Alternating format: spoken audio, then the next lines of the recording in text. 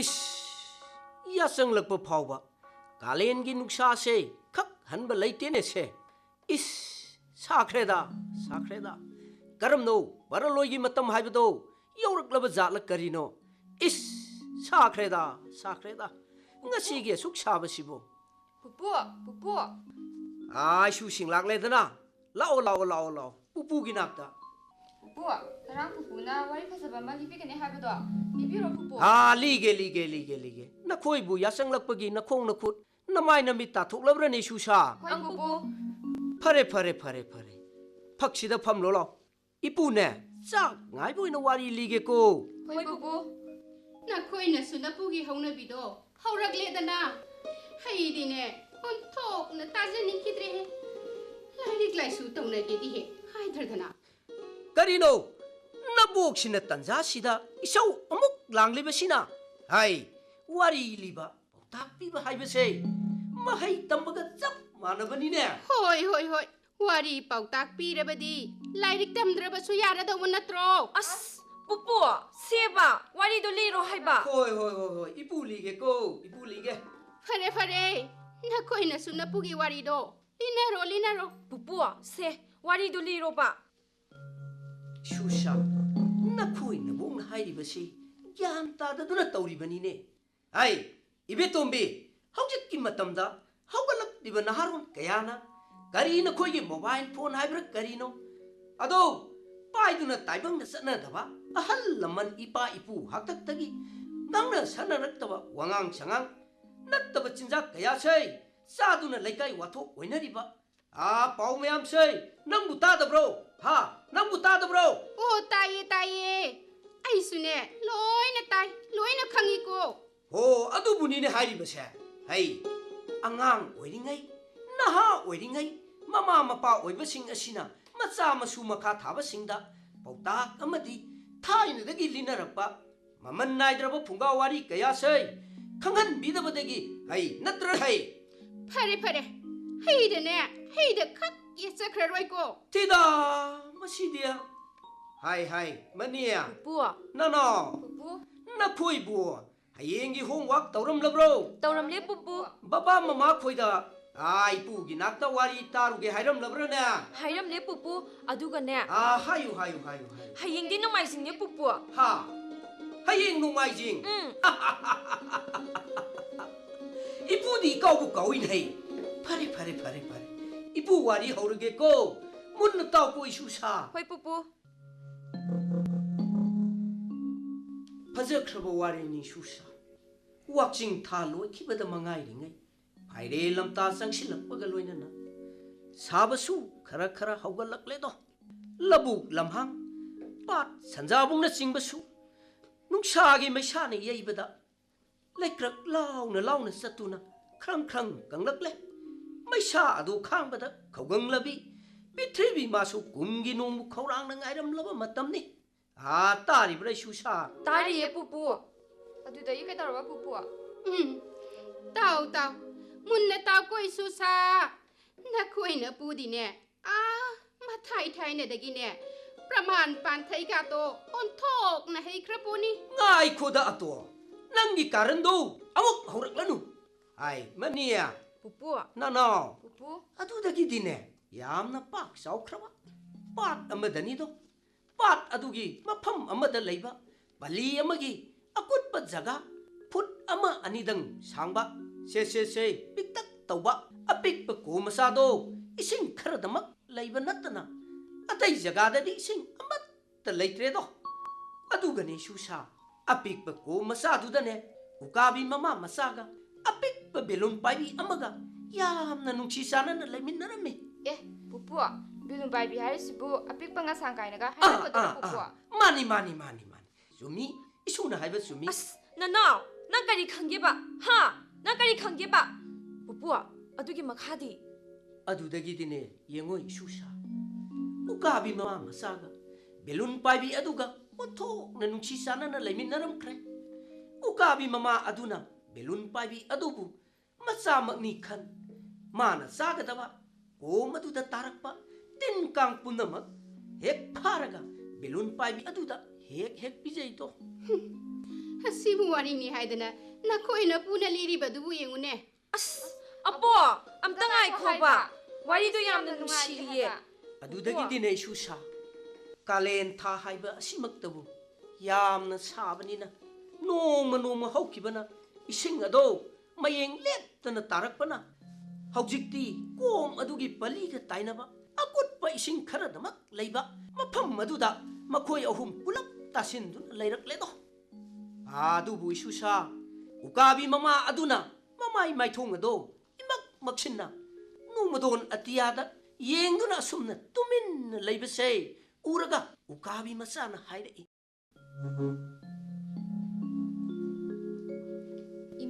이마 ꯀꯔꯤꯒꯤꯅꯣ ꯅꯍꯥꯛꯅ ꯉꯁꯥꯏꯗꯒꯤ ꯋꯥ ꯀꯩꯉꯥ ꯉꯥꯡꯗꯅ ꯇꯨꯃꯤꯟꯅ ꯁꯨꯝ ꯂꯩꯔꯤꯕ ꯍꯥꯏ ꯏꯃꯥ ꯀꯔꯤ ꯇꯧꯔꯕꯒꯦꯕ ꯍꯥꯏꯕꯁꯦ ꯏꯃꯥ ꯂꯥꯎ 이사사 이마기 낙다 라우 ꯌꯦꯡꯉꯣꯏ ꯁꯖꯤꯕꯨꯒꯤ ꯅꯣꯡꯁꯨ ꯇꯥꯈꯤꯗꯔꯦꯗꯣ ꯍꯧꯖꯤꯛꯇ ꯀꯥꯂꯦꯟ ꯄꯥꯟꯈꯠꯂꯛꯂꯦ ꯂꯩꯔꯤꯕ ꯏꯁꯤꯡ ꯑꯁꯤꯅꯗꯤ ꯊꯥ ꯑꯃ ꯐꯥꯒꯗꯕ ꯃꯥꯜꯂꯛꯇ꯭ꯔꯦ ꯏꯁꯤꯡ ꯑꯁꯤꯅ ꯀꯪꯈ꯭ꯔꯕꯗꯤ ꯑꯩꯈꯣꯏꯅ ꯀꯔꯝꯅ ꯍꯤꯡꯒꯅꯤ ꯃꯁꯤꯒꯤ ꯈꯜꯂꯨꯕꯗ ꯏꯃꯥꯅ ꯀꯔꯝꯅ ꯅꯨꯡꯉꯥꯏꯅ ꯂꯩꯒꯗꯧꯔꯤꯕꯅꯣꯅꯦ ꯏꯆꯥꯁꯥ ꯏꯟꯗꯣꯝꯆꯥ ꯑꯗꯨꯗꯤ ꯑꯩꯈꯣꯏ ꯏꯁꯤꯡ ꯃꯔꯥꯡ ꯀꯥꯏꯔꯕ ꯃꯐꯝ ꯑꯃꯗ ꯆꯠꯈ꯭ꯔꯁꯤꯔ ꯑꯩꯈꯣꯏ ꯀꯗꯥꯏꯗ ꯆꯠꯀꯅꯤ ꯏꯃꯥꯒꯤ ꯏꯕꯦꯝꯃ ꯌꯦꯡꯉꯨꯗꯣ ꯄꯥꯠ ꯑꯁꯦ ꯄꯨꯡꯀꯪ ꯀꯪꯈ꯭ꯔꯦꯗꯣ ꯇꯥꯏꯕꯪ ꯃꯤꯗꯧꯅ ꯂꯩꯀꯪꯗ ꯂꯩꯕ ꯌꯥꯕꯁꯨ ꯅꯠꯇꯦꯗꯣ ꯈꯣꯡ ꯈꯨꯠ ꯄꯥꯟꯕꯁꯨ ꯅꯠꯇꯦ ꯏꯅꯛ ꯅꯛꯅ ꯏꯁꯤꯡ ꯂꯩꯔꯕꯗꯤ ꯎꯀꯥꯕꯤ ꯏꯃꯥ ꯏꯆꯥ ꯑꯩꯈꯣꯏ ꯑꯅꯤꯗꯤ ꯂꯩꯀꯪꯗ ꯀꯥꯗꯨꯅ ꯆꯠꯈꯤꯕꯁꯨ ꯉꯝꯒꯅꯤ ꯑꯗꯨ ꯅꯪꯒꯤ ꯈꯜꯂꯨꯕꯗ ꯏꯃꯥꯗꯤ ꯈꯟꯐꯝ ꯈꯪꯗ꯭ꯔꯦꯅꯦꯍꯦ 이마ꯒꯤ 이베마 ꯑꯗꯨꯗꯤ ꯏꯃꯥ ꯑꯩꯈꯣꯏ ꯁꯤꯕꯗ ꯇꯥꯔꯕ꯭ꯔꯥ ꯅꯠꯇꯦ ꯑꯩ ꯉꯝꯂꯣꯏ ꯏꯃꯥ ꯑꯩ ꯁꯤꯕ ꯉꯝꯂꯣꯏꯌꯦ 이마기 이베마 ꯑꯩ ꯁꯤꯕ ꯌꯥꯝ ꯀꯤꯖꯩ ꯏꯃꯥ ꯏꯟꯗꯣꯝꯆꯥ ꯃꯃꯥꯅ ꯃꯆꯥꯒꯤꯗꯃꯛ ꯍꯣꯠꯅꯕꯗ ꯉꯝꯗꯕ ꯂꯩꯇꯦ ꯍꯥꯏꯅꯩꯗꯣ 이베마 ꯅꯆꯥ ꯑꯩꯈꯣꯏꯒꯤꯗꯃꯛꯇ ꯀꯔꯤꯁꯨ ꯇꯧꯕ ꯉꯝꯂꯔꯣꯏꯗ꯭ꯔꯅꯦ 이돔ꯆꯥ 이마기 이베마 이마ವು ಕರಿ ಹಾಯು ಆಯ್ಬನೋ 이마ವು ಕರಿ ಹಾಯು ಆಯ್ಬನೋ 이마 이phẩm ಖಂಡ್ರೆ 이마 이phẩm ಖಂಡ್ರೆನೆ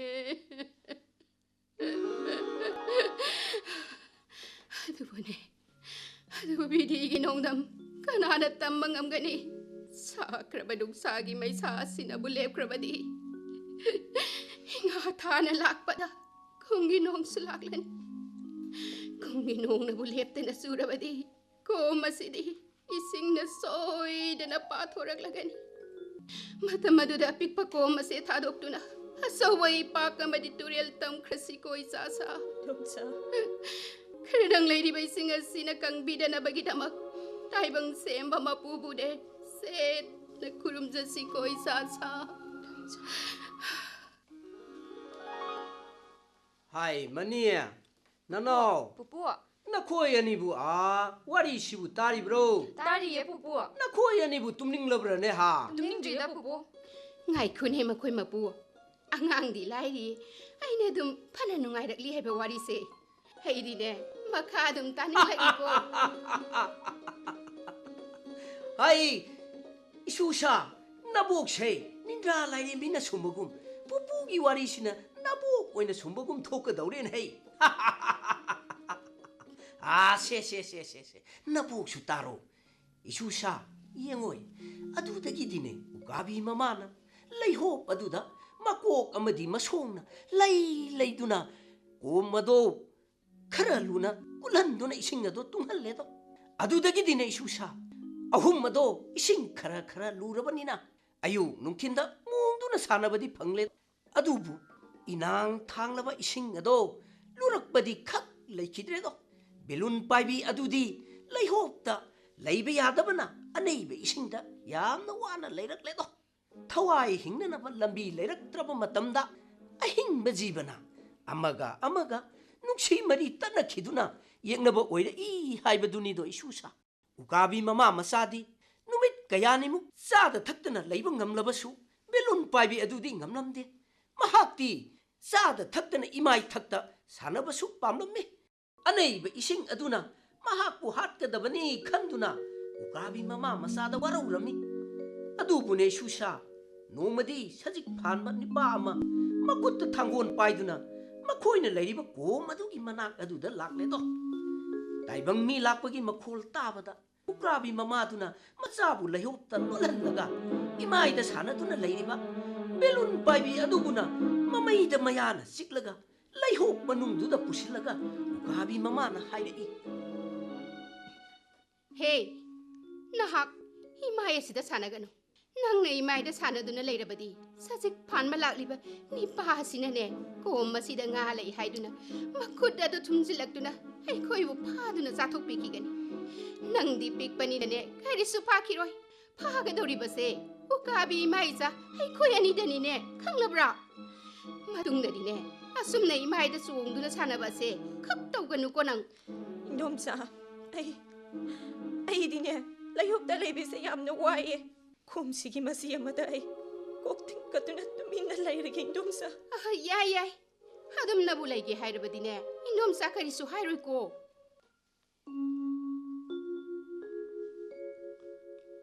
ꯑꯁꯨꯝꯅ ꯉꯥꯡꯗꯨꯅ ꯂꯩꯔꯤꯉꯩ ꯁꯖꯤꯛ ꯐꯥꯟꯕ ꯅꯤꯄꯥ ꯑꯗꯨꯅ ꯃꯈꯣꯏꯅ ꯂꯩꯔꯤꯕ ꯀꯣꯝ ꯑꯗꯨꯗ ꯁꯖꯤꯛ ꯐꯥꯟꯕ ꯍꯧꯔꯛꯂꯦꯗꯣ ꯉꯥꯏꯍꯥꯛ ꯂꯩꯔꯒ ꯋꯥꯔꯗꯨꯅ ꯅꯨꯄꯥꯗꯣ ꯐꯝꯊꯩ ꯐꯨꯔꯤꯠ ꯈꯥꯎ ꯑꯗꯨꯗꯒꯤ ꯕꯦꯔꯤ ꯑꯃ ꯂꯧꯊꯣꯛꯂꯒ ꯐꯝꯂꯗꯨꯅ ꯀꯣꯏꯅ ꯌꯦꯡꯂꯒ ꯍꯥꯏꯔꯛꯏ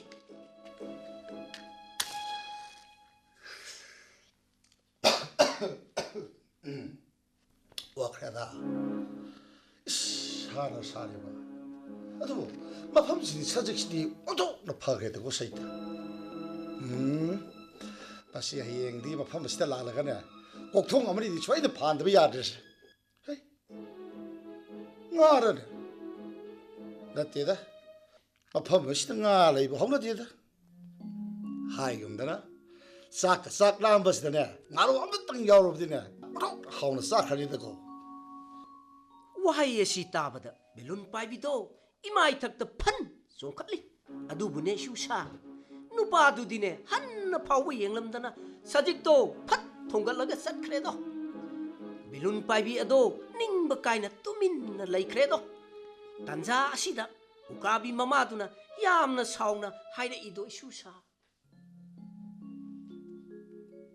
ꯍꯦ ꯀꯔꯤꯒꯤꯅꯣ ꯅꯪꯅ ꯅꯤꯄꯥ ꯑꯁꯤꯒꯤ ꯃꯃꯥꯡꯗ ꯆꯣꯡꯈꯠꯂꯤꯕꯗꯤ ꯀꯔꯤꯒꯤꯅꯣ ꯍꯥꯏꯕ ꯆꯣꯡꯈꯠꯄ ꯅꯠꯇꯦ ꯏꯟꯗꯣꯝꯆꯥ ꯇꯥꯏꯕꯪ ꯃꯤꯕꯨ ꯀꯤꯕꯗꯒꯤ ꯈꯪꯕꯅꯦ ꯑꯩ ꯈꯪꯂꯦ ꯍꯌꯦꯡꯗꯤꯅꯦ ꯅꯍꯥꯛ ꯃꯄꯥꯟꯗ ꯂꯩꯕ ꯁꯨꯛꯌꯥ ꯍꯦꯛ ꯌꯥꯗ꯭ꯔꯤ ꯅꯤꯄꯥꯁꯦ ꯍꯌꯦꯡꯁꯨ ꯃꯐꯝ ꯑꯁꯤꯗ ꯂꯥꯛꯈꯤꯒꯅꯤꯅꯦ ꯈꯪꯂꯦꯗꯅ ꯐꯔꯦ ꯏꯟꯗꯣꯝꯆꯥ ꯍꯌꯦꯡꯗꯒꯤꯗꯤ ꯑꯩꯁꯨ ꯂꯩꯍꯧ ꯃꯅꯨꯡꯗ ꯂꯣꯠꯇꯨꯅ ꯂꯩꯖꯔꯒꯦ ꯌꯥꯔꯦ ꯏꯅꯤꯟ ꯍꯦꯛ ꯅꯥꯏꯕꯗꯅꯦ ꯑꯩꯅ ꯀꯩꯗꯧꯕꯒꯤ ꯌꯦꯡꯉꯨꯀꯣ ꯅꯪ ꯑꯩꯕꯨ ꯐꯠꯇꯦ ꯀꯥꯗꯤ ꯍꯥꯏꯅꯨꯀꯣ ꯏꯕꯦꯝꯃ ꯏꯃꯥ ꯑꯇꯩꯗ ꯂꯥꯏꯔꯤ ꯉꯁꯥꯏꯒꯤ ꯅꯨꯄꯥꯗꯨꯅ ꯍꯥꯏꯔꯝꯕ ꯆꯥꯛꯀ ꯂꯥꯝꯕꯁꯤꯗ ꯉꯥꯔꯣ ꯑꯃꯇꯪ ꯐꯥꯔꯕꯗꯤ ꯆꯥꯛ ꯆꯪꯈ꯭ꯔꯅꯤꯗ ꯍꯥꯏꯗꯨꯕꯨ ꯀꯩ ꯍꯥꯏꯅꯣ ꯏꯕꯦꯝꯃ ꯏꯃꯥ ꯍꯥꯏꯒꯦ ꯇꯥꯎ ꯑꯩꯈꯣꯏ ꯑꯁꯦ ꯇꯥꯏꯕꯪ ꯃꯤꯒꯤ ꯆꯤꯟꯖꯥꯛꯅꯤꯅꯦꯍꯦ ꯍꯥ ꯀꯔꯝꯅ ꯑꯩꯈꯣꯏꯕꯨ ꯇꯥꯏꯕꯪ ꯃꯤꯒꯤ ꯆꯤꯟꯖꯥꯛꯅꯤ ꯍꯥꯏꯕ ꯀꯔꯝꯅ ꯍꯥꯏꯅꯣ ꯏꯃꯥ ꯇꯥꯏꯕꯪ ꯃꯤꯅ ꯑꯩꯈꯣꯏꯕꯨ ꯌꯥꯝꯅ ꯄꯥꯝꯃꯤ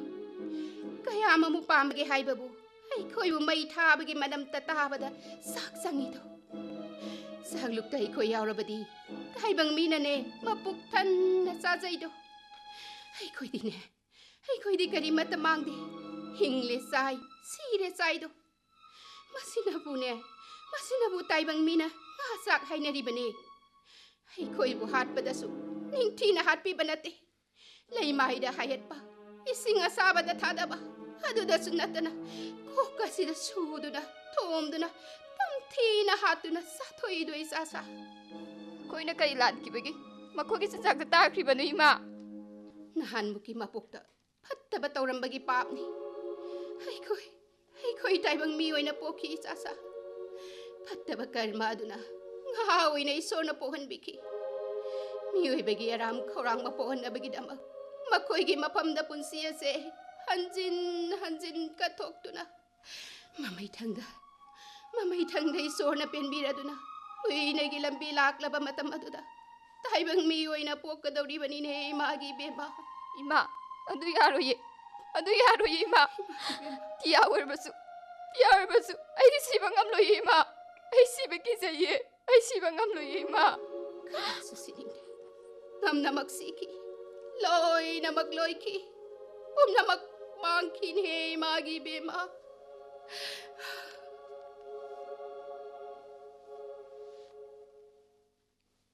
Asumna Ishusa, Ukabi Mama Masado, Tawaiwana, come in Narami, no ngale, Sajik Pan Banupado, Macoin, a lady of Gom, do the lag ledo. Eh, pupua, ukabi mama masadu sajipambaduna pakrabo pupua. Ngaiko, Makali Kigi. Sajik Kokong, Ani Panbado, Panamakui, Adubune Shusha, Uchin Nachina, Loedo. Sajik Panbanipado, Waradunang, Hakotaduna Pumling. Magi Nupido, Sajik to look at Palaklami.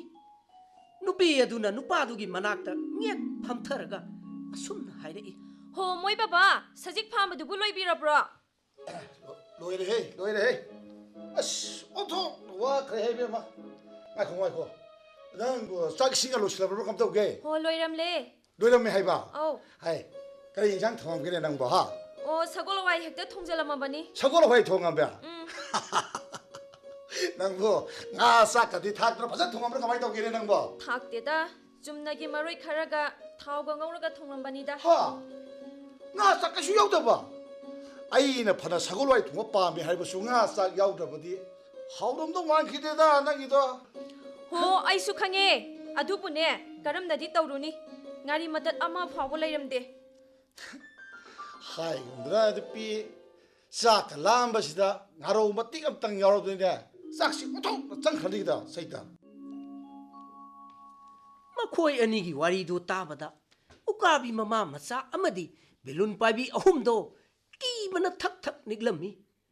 Maram Maduna, Ukabi Mama Masado, Lay Hope Manunga Yana Tuna Sankre. Matam Masida, Belun Pabi Aduna, Wakal Makalai. Kariye. Pikraba manamu, kariyamu kalaiba.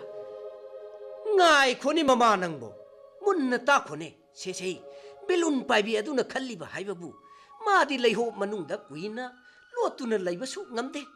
Aduna, Ukabi Mama Masana Haiba Induna. Lay hope manungda layrabadi ma sirani sini hey Ishusha sangsar asida jiba amattana awaba se pamlamde maram maduna belun paibi aduna amuksu khalai tanja asida aina imaida layrabadi ukabi mama masa se taibang mina phaba soidre aina sada thattana makhoi aniga leminarabadi yamna waragani khanduna Belun Paibido, sore Tingbang Taduna, Imai Tuck Aduda, Pung, Pogot Credo. Adudagi Dine Shusha, Lam Helaba Belun Paibi say, Satok Lagi Kanduna, Ukabi Mama Aduna, Masado Leho Manunda Tanam Naga, Imai Aduda, Pung, Pogolaktuna, Belun Paibi Ado, Saragi Haiba Matagum, Mayaka Topada, Belun Paibido, Pan, Sontoki, Sauraba Ukabi Duna, Quaitan, Tanarak Ledo. Surok have a congeal do, Taba the Sajik Palam Manupa Aduna, Asumna Haido.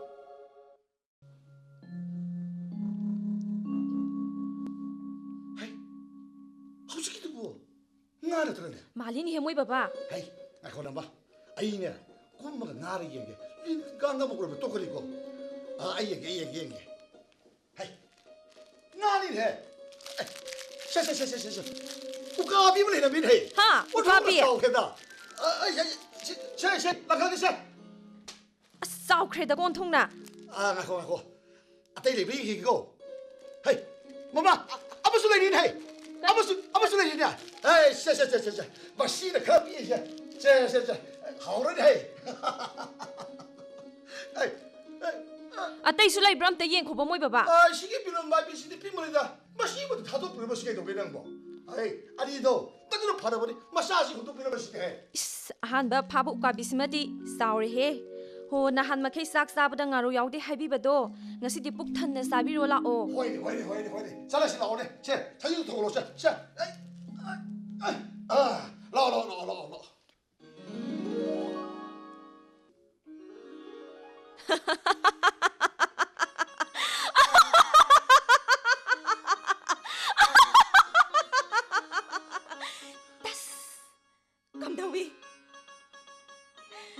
How's it?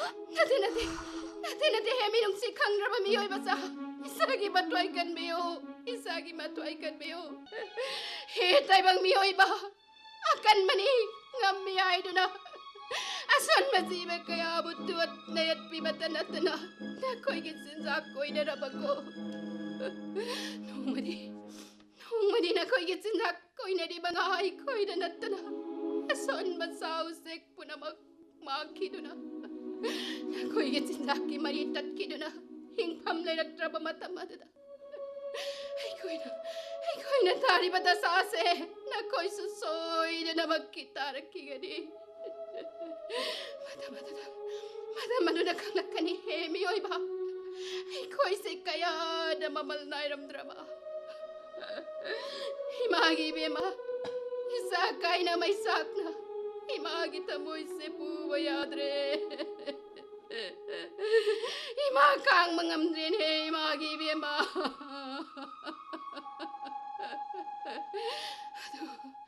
Aduh minung sikang rabasingasina. Imabos soy na hat pinagani. Imabos soy na hat pinagani.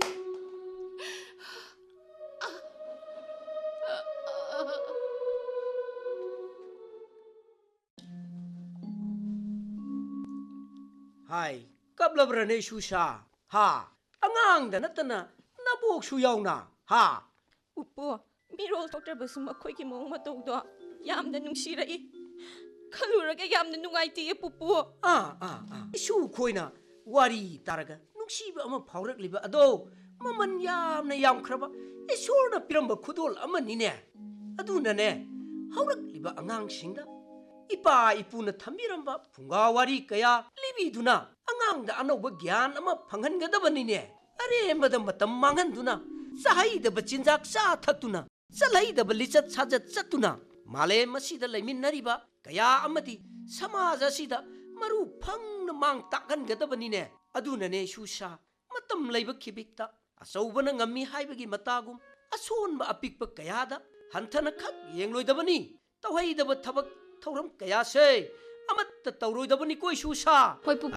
tare da nei shusha adunane nga haiba wada natana taibang sida leiriba maron thoktraba usek wayagi umang wamang kayagi nungsiba wari kaya ama leiribani adunane wari kaya se hayeng amuk lirage lao sak sarurasi mama babana kaurak lani ko. Hoi pupu.